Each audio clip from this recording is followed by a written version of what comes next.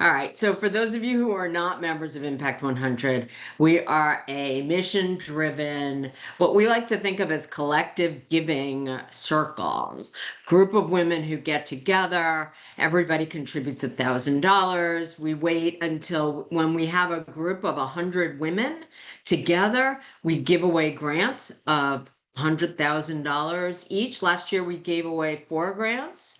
We had 427 women join Impact 100 last year, and we gave away 4 grants of $400,000 and some other smaller grants to our runners up. The wonderful thing about Impact is that we all get the opportunity to participate in the grant making, which is a unique opportunity.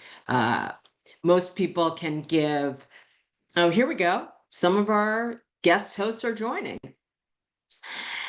You have the opportunity to learn about our nonprofits. Judy, I have no idea what happened, but here we are. Thank you. You get to participate in the grant making. You get to learn from the nonprofits. You get to have opportunities like this to connect with nonprofits, learn more about their challenges and opportunities, and actually connect with all of them as best you can. And you can read applications. You can be part of the grant making process. It's really a wonderful, wonderful opportunity. If every year we start fresh, so every year we need to join again, if you will, as a member. Our goal this year is to hit 500 if we can, so we can give away 5 grants of $100,000. Judy, I think Lisa contacted you separately, so we need to still wait for Nito to join. I've just And the updated link, so they should be joining. Do you see them? well, we'll see.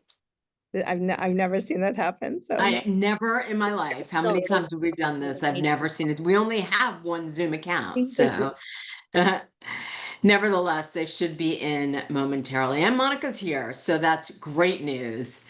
So we can probably get started, although we need the link for the video. Thank you, Monica, for joining. I don't know what happened. We had a little technical difficulty, but we're all set. What I'm going to do is introduce our friend Judy Goldberg. Judy is a member of our nonprofit relations team, as is Lisa Davis, who's also on our call. Nonprofit relations is one of those little hidden gem groups in our organization, and these folks get to work with our grantees after the grants have been allocated. After they've won the grants, we have a wonderful opportunity and ability to connect with them. And here's Astrid, she's right here now, and help them execute on the programs and services they're interested in delivering and what they've promised in their grant. So Astrid, Monica, we apologize for the difficulty. I'm going to hand it over to Judy, who will be your host. Ladies, if you have questions, please put them into the chat. We will answer them. Judy will give you more details, but we'll try to answer them as we go along or towards the end.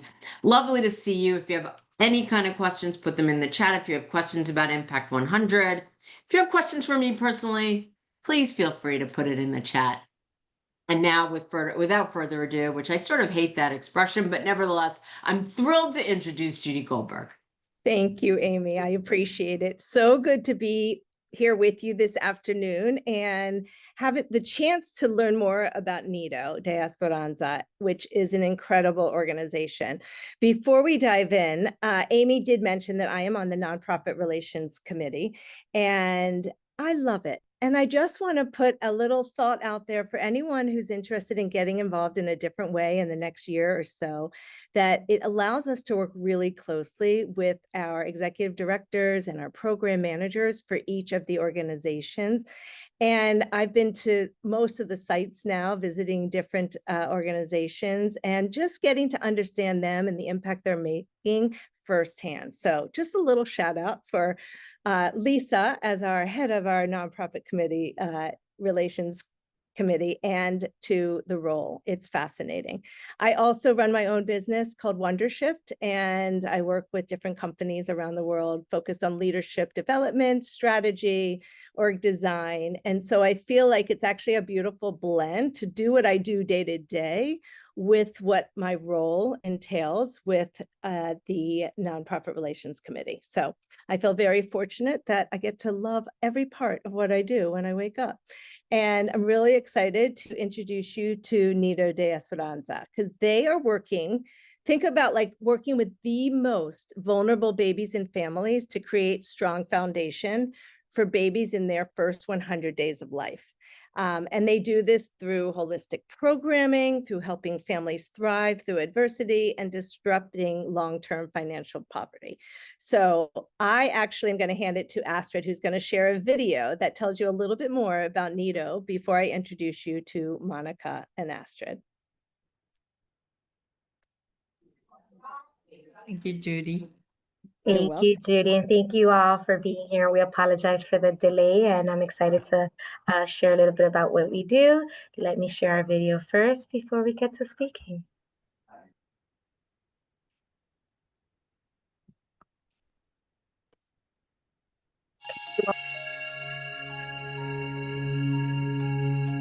Every parent has a dream that their child will grow up healthy and happy.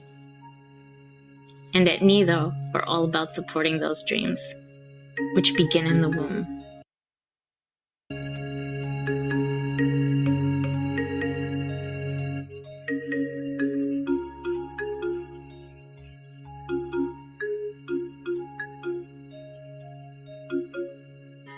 From the moment a family comes through our doors, they are welcomed with radical hospitality.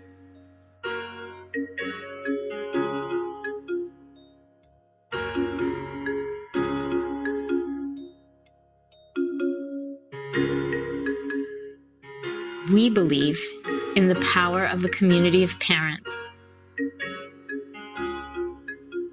who learn, play, and share moments of joy. A program grounded in science, but delivered with love. By preventing versus undoing, we can make a real difference in a baby's future.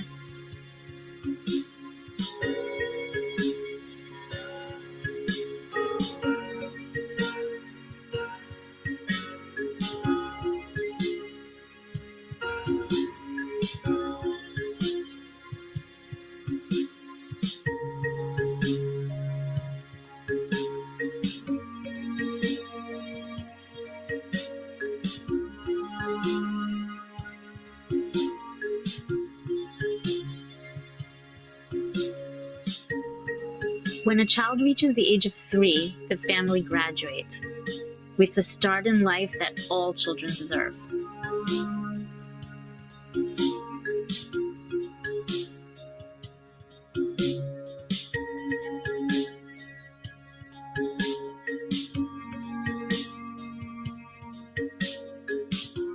Nido de Esperanza means nest of hope.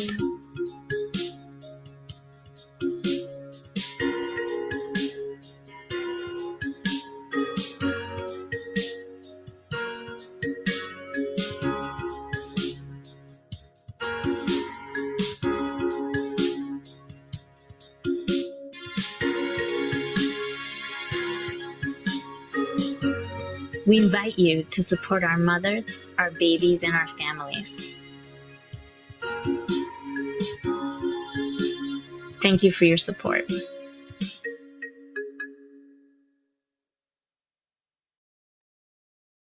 Thank you. I think that gives you a little bit of the flavor of the amazing work that they are doing. It brings a smile to my face. And I just love the nest of hope interpretation. It is so beautiful, and the community piece, so what we need today. So let me introduce you to Monica Perez, who became the executive director of Nido de Esperanza. We call it Nido for short. In 2024, so just last year. And she has over 20 years of experience leading programs across Latin America in nonprofit, government, and private sectors. She's quite well known for designing and executing successful turnaround strategies. And Monica is passionate about the initiatives in poverty reduction, education, culture, and international relationships and relations. She holds a bachelor in business management and a graduate degree in political studies from the EFIT University in Colombia. I hope I pronounced that correctly.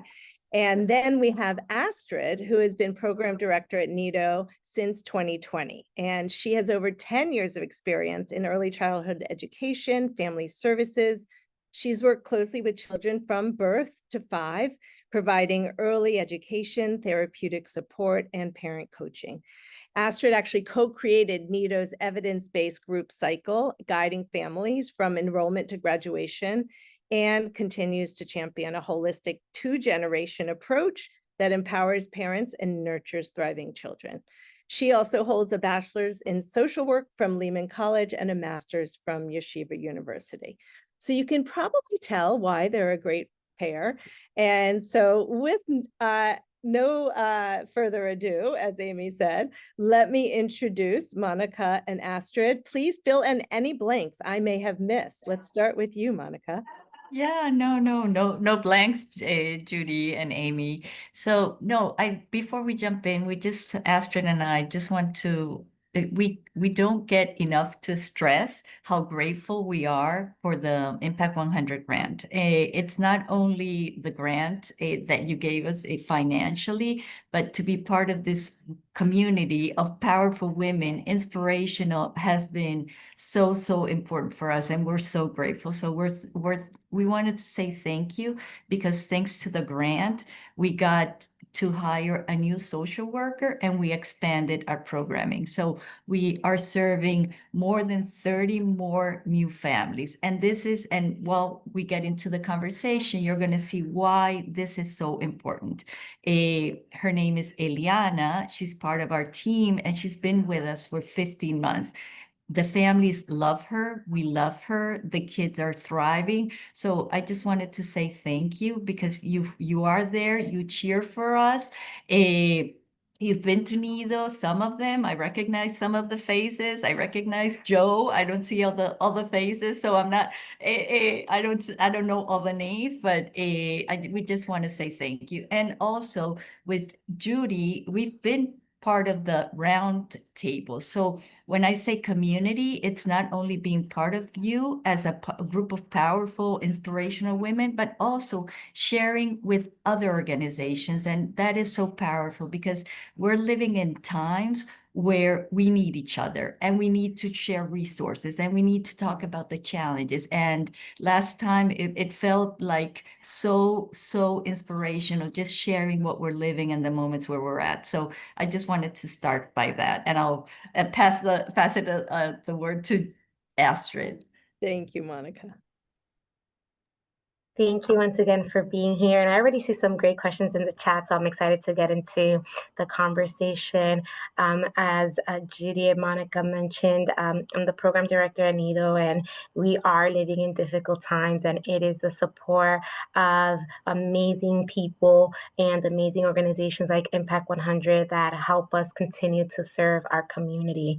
And I want to get a little bit into just what NIDO is, in that we are supporting 0 to 3, and our families enroll prenatally, because we notice that it is amazing to catch our families while they're pregnant, so we can support them early on, supporting them in creating birth plans so they know what to expect, especially for our first-time moms, and even for moms that it isn't their first time, but every pregnancy is different and you can learn with. And we're walking alongside of them up until their child is 3 years old. And our programming really focuses on the parent and child, we call it a dyad, right? The parent and child dyad, where we're not only focused on the child, we're also focused on what does the family as a whole need.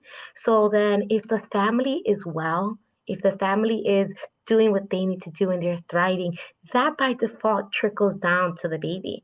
And then our job becomes easier when it's trickling down to the baby, where then we're providing education around your child's development, that parenting doesn't come with a manual. So we're here to support in each stage of their prenatal, postnatal, and toddler journey.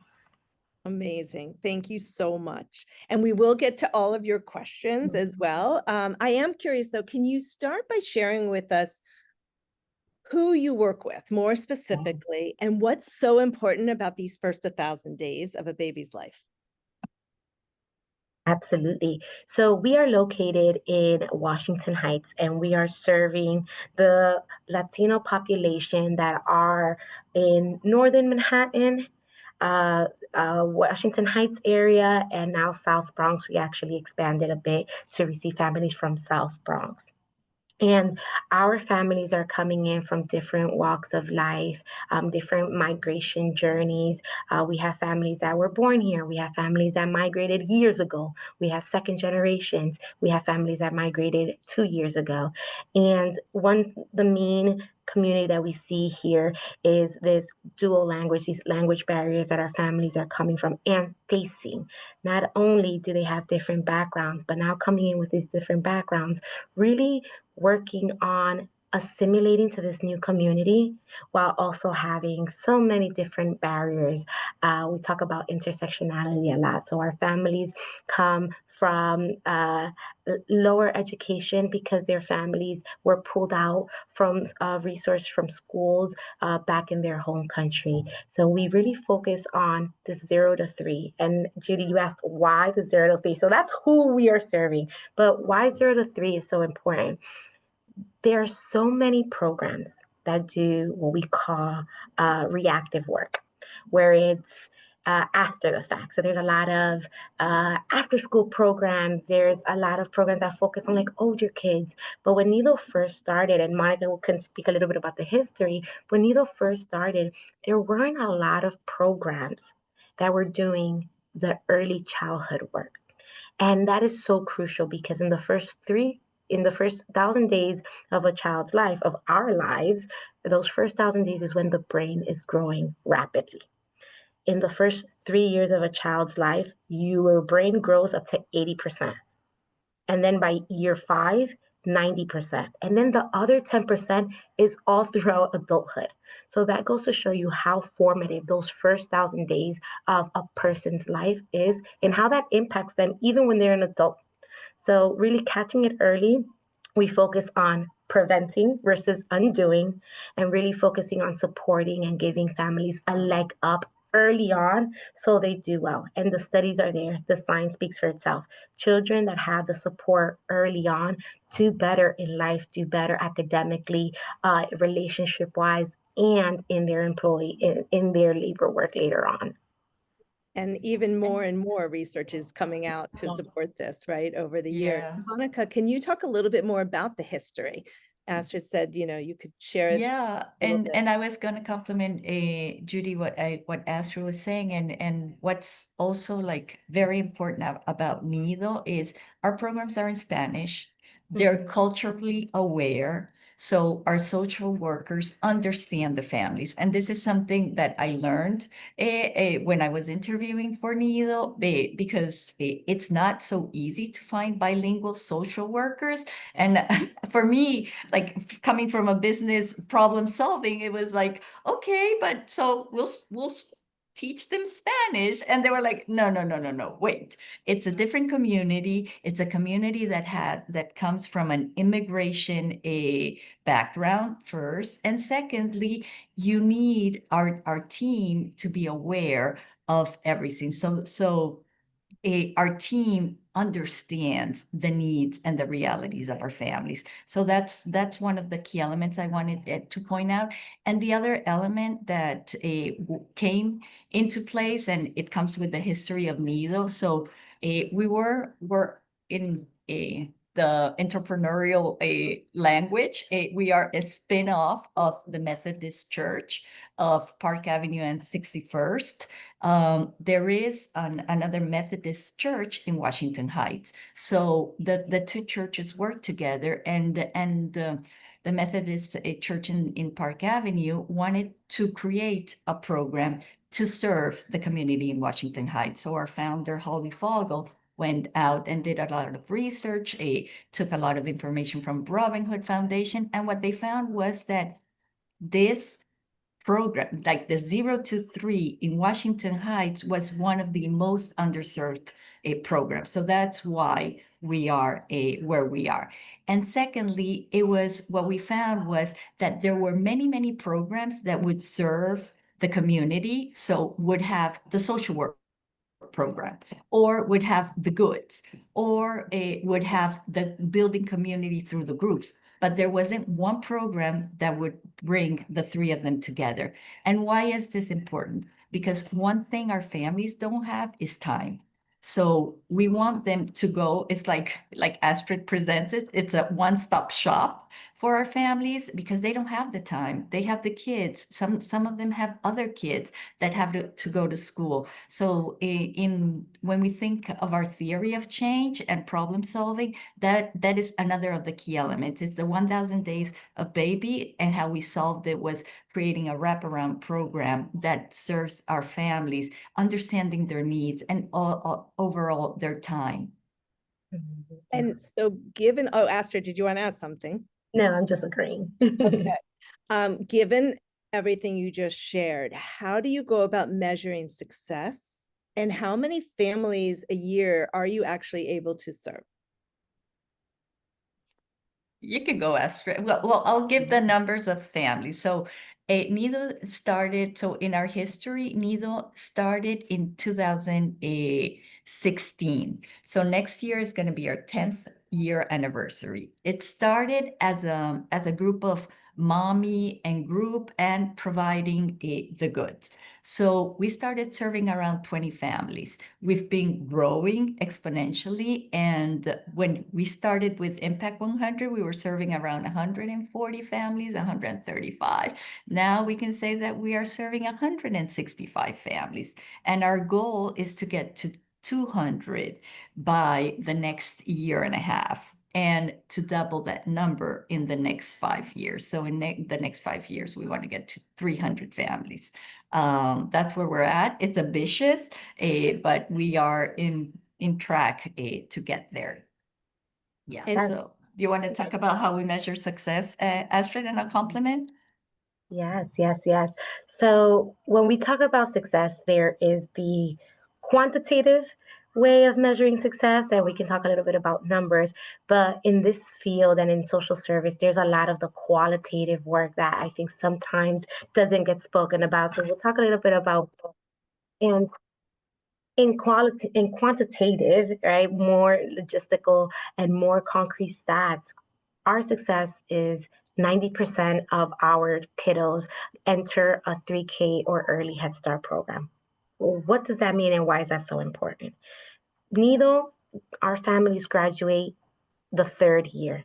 So in June, and we'll invite you all to our graduation every June, we have a wonderful graduation, and it is the first of many graduations for our kiddos and for our families, where they turn 3 years old and they're saying goodbye to this communal space where they came with their parents, dyads, and built community. And now, come September of that year, they are able to go into a 3K program or an early Head Start program.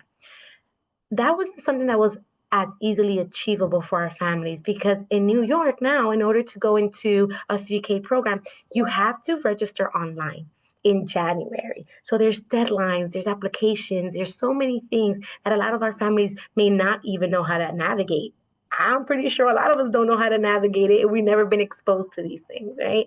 So we support our families from early on, talking to them about the importance of having their child in a 3K.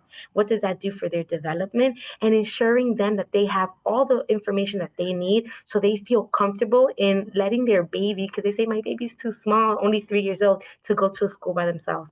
By the end of that year, by the end of graduation, they feel that their child is independent and can take on a school system. So that's really big for us. So 90% of our graduates go into a 3K or Head Start program.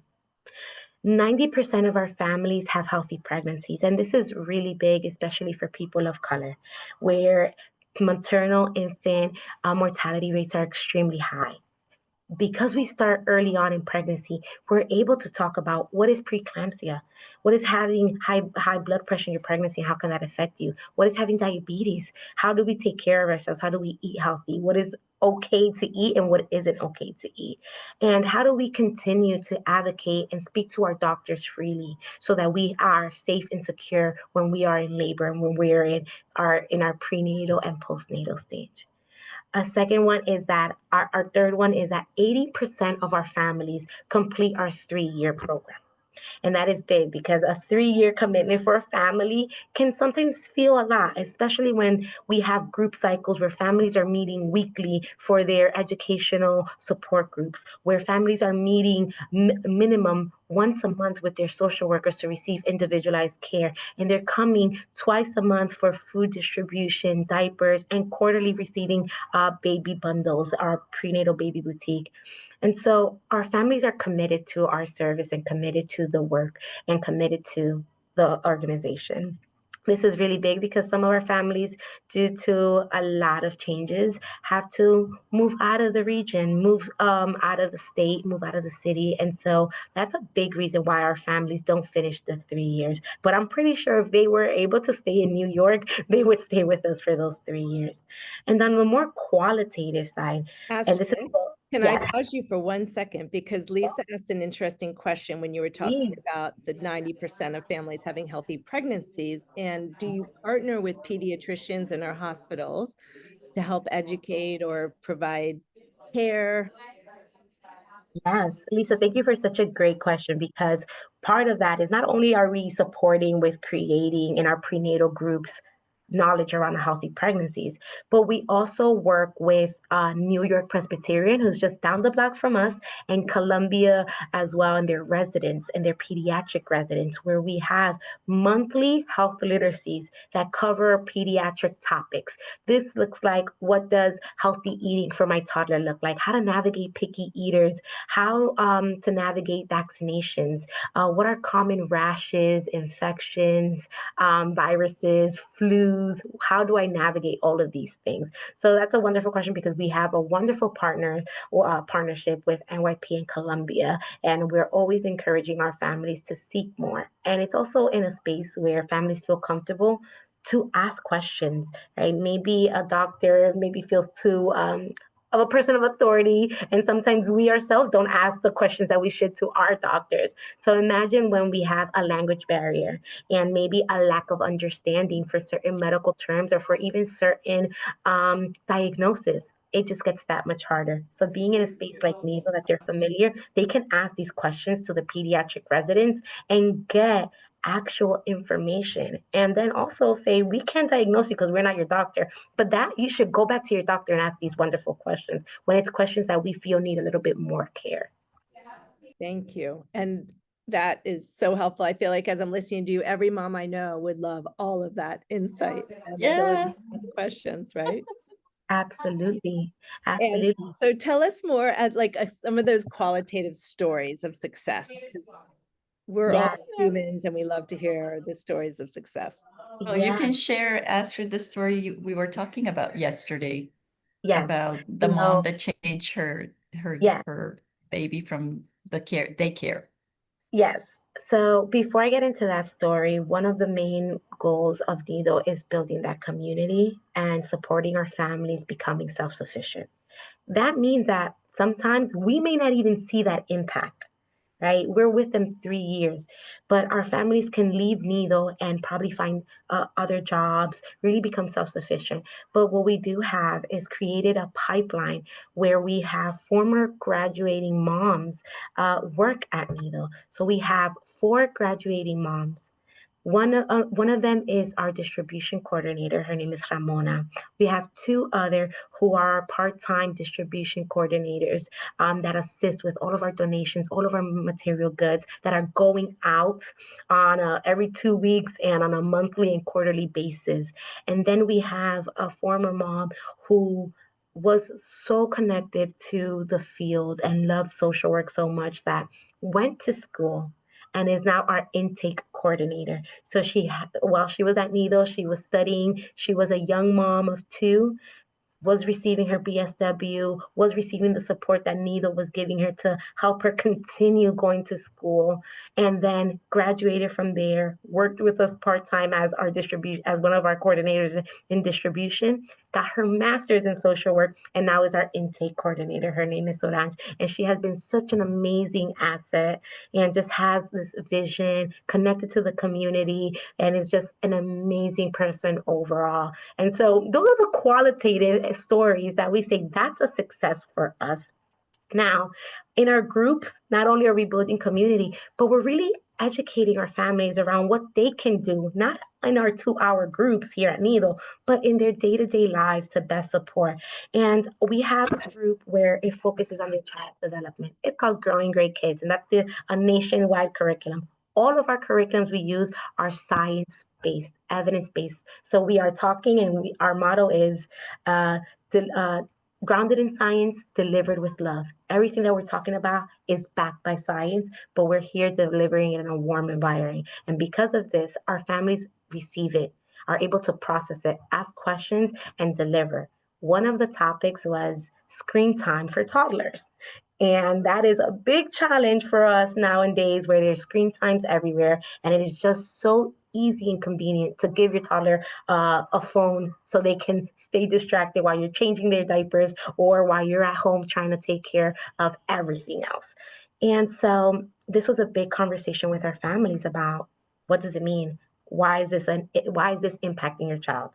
That conversation, that one session, led our mom, one of our moms, go to her daycare, and she realized that in the daycare that she had her child, there were screens everywhere. There was TV screens, there were tablets, and she noticed that even when it was time to put the kiddos down for nap time, they were still staring at the TV. So they never shut their brain off because they were so stimulated by the TV. That session and that realization, the mom had the autonomy and was empowered to now move her child from that daycare and put her child in a daycare that has no screens, that is very hands-on, that does a lot of fine motor, gross motor activity, because she said, I want what's best for my child's development. And if it wasn't for our groups like this, we wouldn't be able to provide our families this education so they can make the best decisions for their families. Incredible, Astrid. Such a beautiful story. And I know we want to hear more stories. Do you have one more you can share with us? Because I know you have plenty. Monica, do you want to jump in? Well, I had shared there's one story I shared it during the event we had, and for us it's one of our moms that she loves butterflies, and she says that when she came to Nido she was in a cocoon, and that Nido gave her the wings to be able to fly. And the reason why I'm repeating this story, it's because many of our moms, they come from different walks of life, as Astrid presented, but it's also Nido stands to the name, our name, which is to give hope. So our social workers, our team, when we welcome them with a cafecito, with everything, is getting to a space and a community where you really feel seen, where sometimes they don't feel seen, but also where we pump hope. And I say pump, it's because we tell them, we've got this, we've got you, and you are going to be able to do this. So they hold each other during this 3 years. So it's her name, this mom, her name is Maria, but there is many Marias. So we can say that we have 145 Marias in our program, and we have many Pedros and Juans and many kids that we are parents and children holding them together like in a huge nest of hope. If I can add, Yeah. babies are amazing, groups are amazing, us giving our families are amazing. That's the beautiful picture. Yeah. The reality is also that our social workers outside of their groups are also navigating complex cases with our families. We have families that are dealing with domestic violence. Yeah. We have families that are dealing with their asylum cases, and after being here and doing it the right way, are getting denied. Right? We have families that are trying to make ends meet, but rent is so high. How do they continue to afford it while having so many limitations? And these are the not so beautiful stories that we're also holding while trying to provide that hope.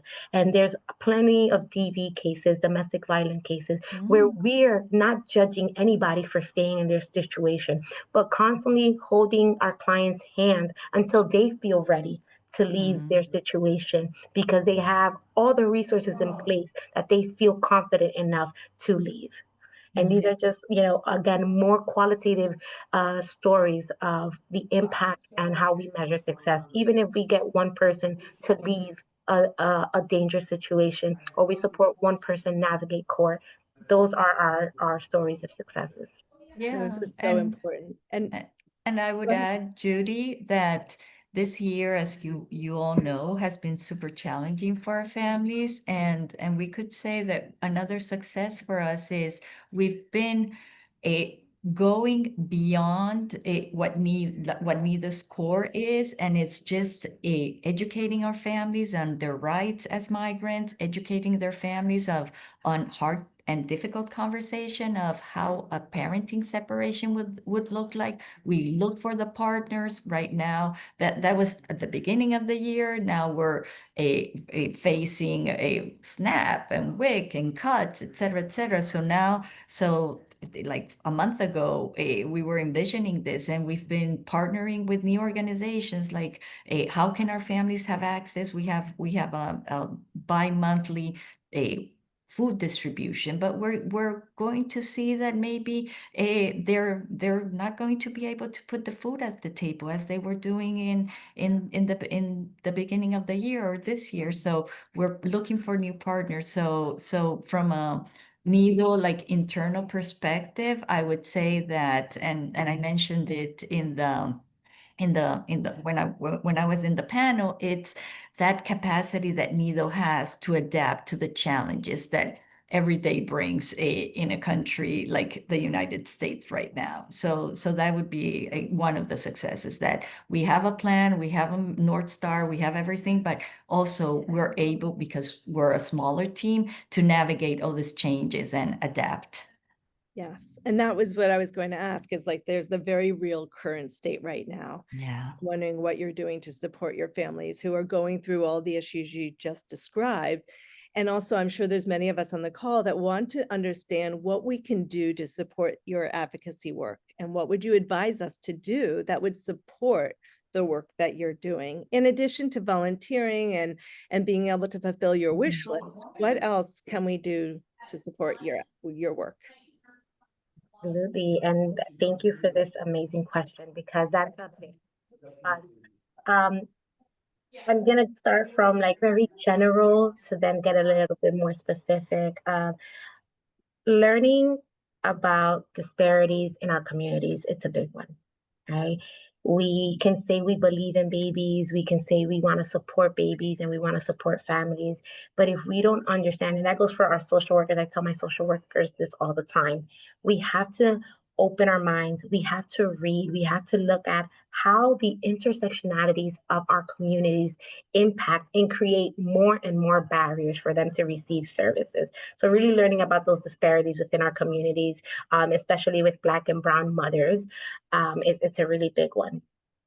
One thing that I always tell my social workers as well, and our social workers, we are all Hispanic or Latin, but think about your power and your privilege and how you can use that to be a voice for the voiceless. I am Dominican, but I was born and raised here in the US. That by itself is a privilege. I don't worry about immigration. I don't have that worry for myself. And that puts me in a place of privilege. So I bring this in with my clients because I am in a place where I can continue to support them. But I have to have this awareness, right? I am comfortable enough to go against or to protest, to rally, because I am not a jeopardy.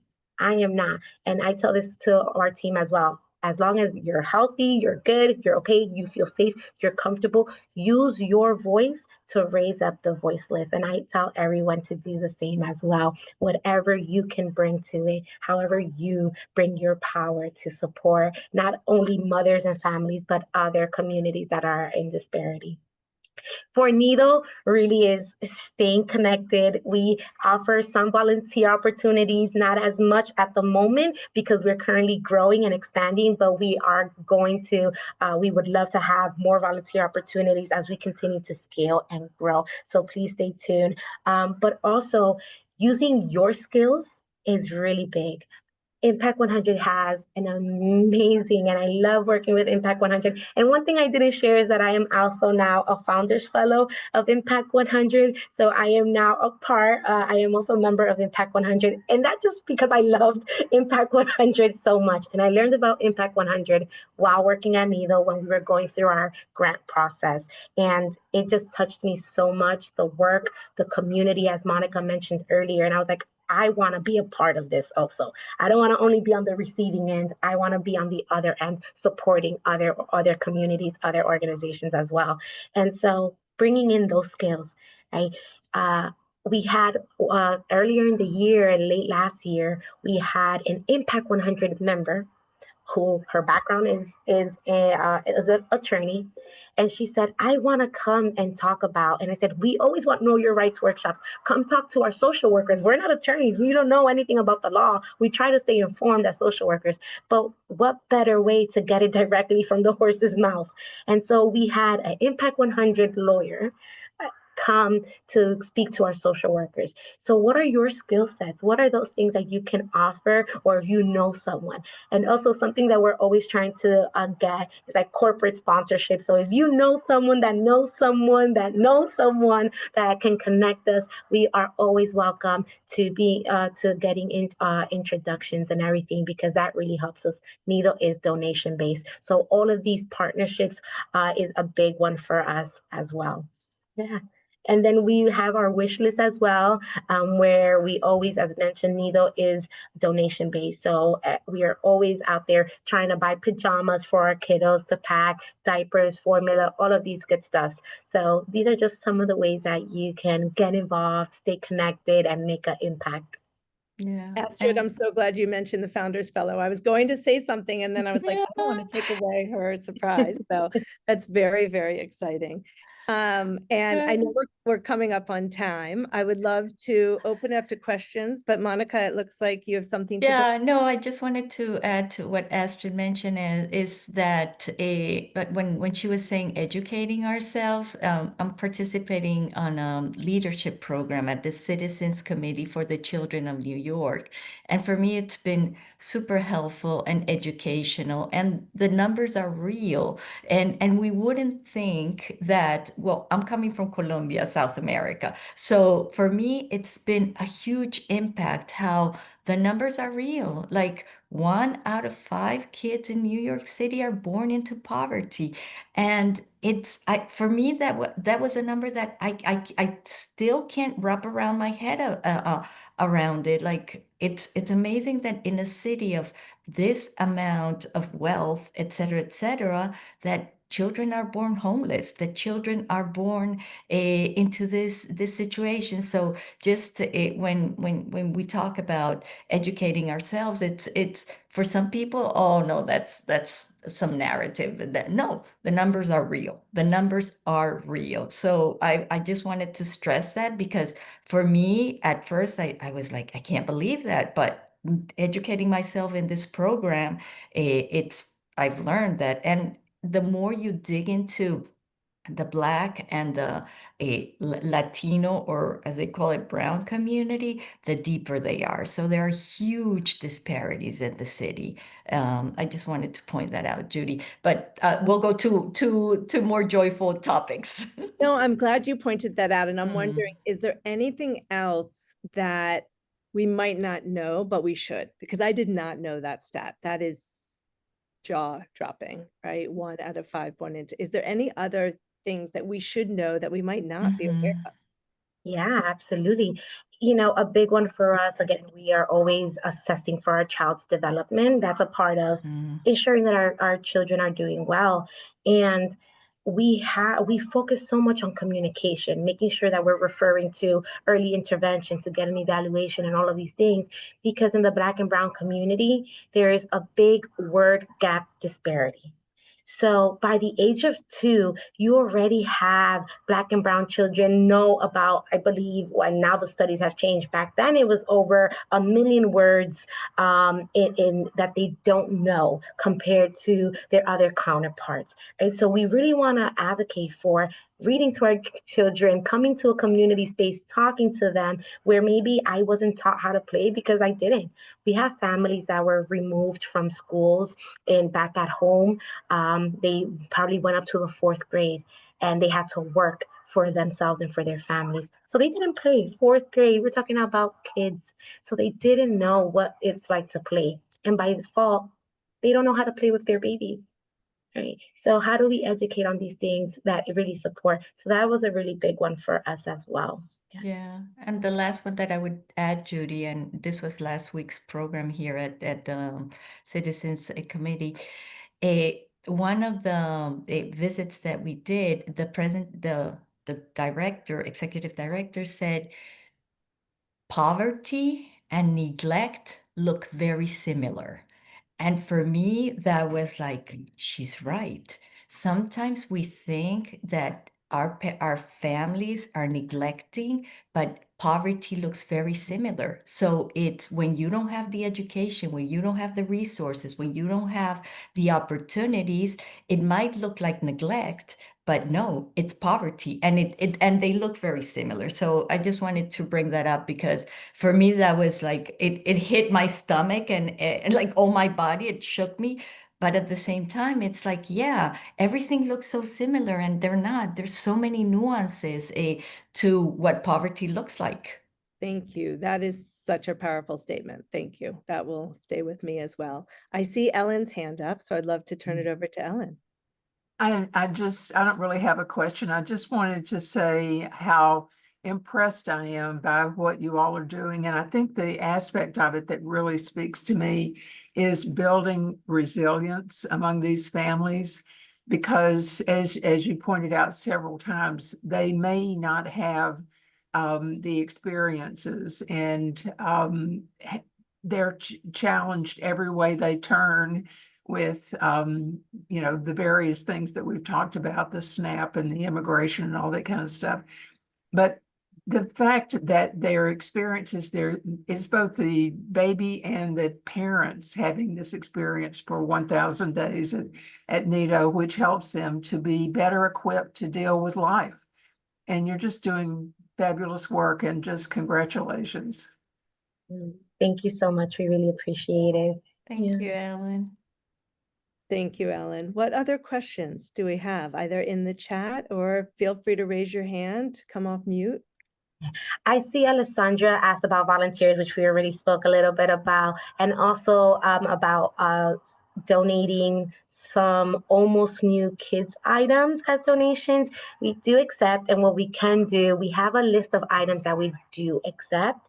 And because we are 0 to 3, we don't receive a lot of big kid clothes. So we do have specific requirements for our donations that we receive and our material goods. So we can also share that around. But we receive, for example, clothes that are 5T, the size 5T and under, educational toys for babies, toddlers as well.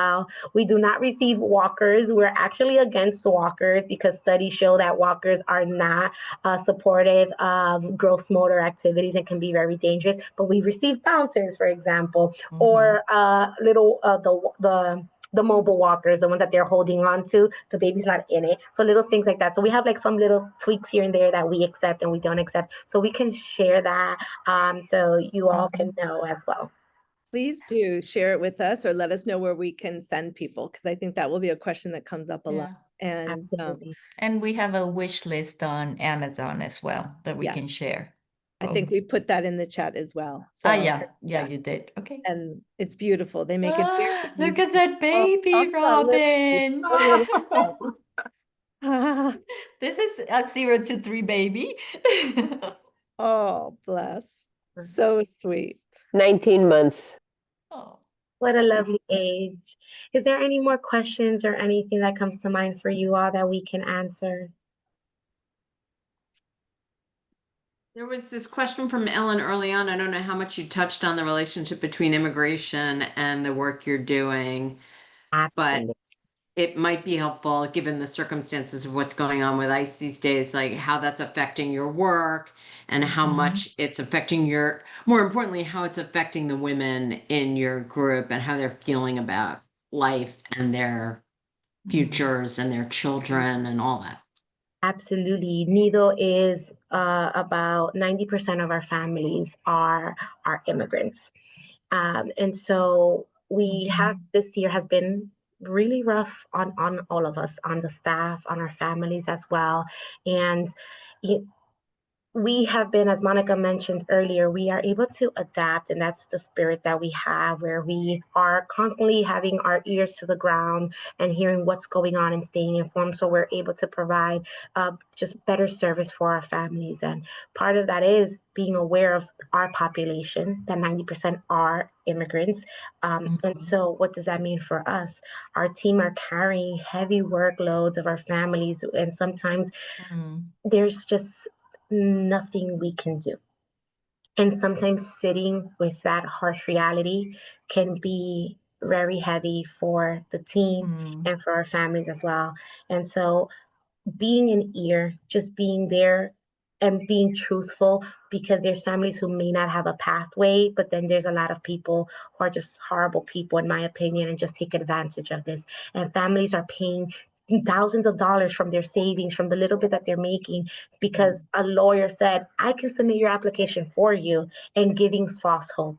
So this is why it's so important for us to be connected. We have pro bono lawyers, but to be connected so our families can hear it straight from a person of trust that's saying, you do have a pathway, we can work towards something, or you do not. And that's one of the many ways that we support our families, but one of the many ways our families are targeted and impacted, especially now more than ever.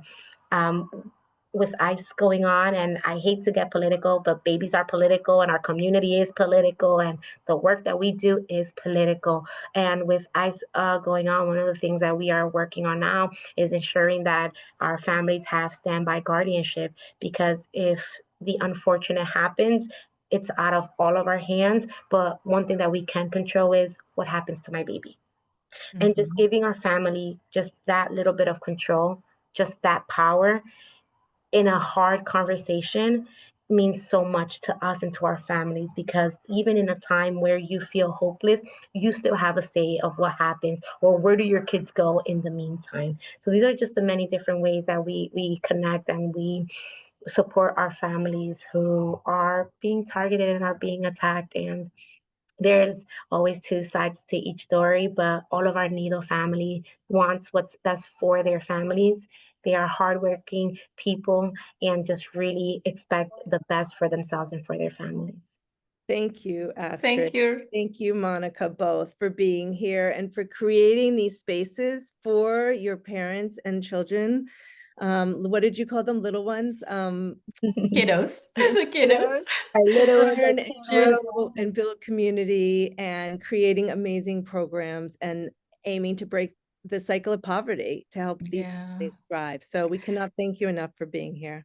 Thank you, Judy. I just wanted to add one little thing, which is an advocacy is just the work of social workers is so important, so crucial. I cannot stand. So every time you see a social worker, just thank them for their work. Even though if you don't know what they're doing, they're changing lives. Like I don't come from a social background, but I tell Astrid, I want to become a social worker, because the work is so, so important in every field that they're working on. So I just wanted to give a huge thanks to Astrid, because the work they do at Nido is just unbelievable, and we don't have enough like how to stress, and our social workers are stressed, and they're living under like circumstances. So if you have social workers around you, just in family members or friends, just thank them.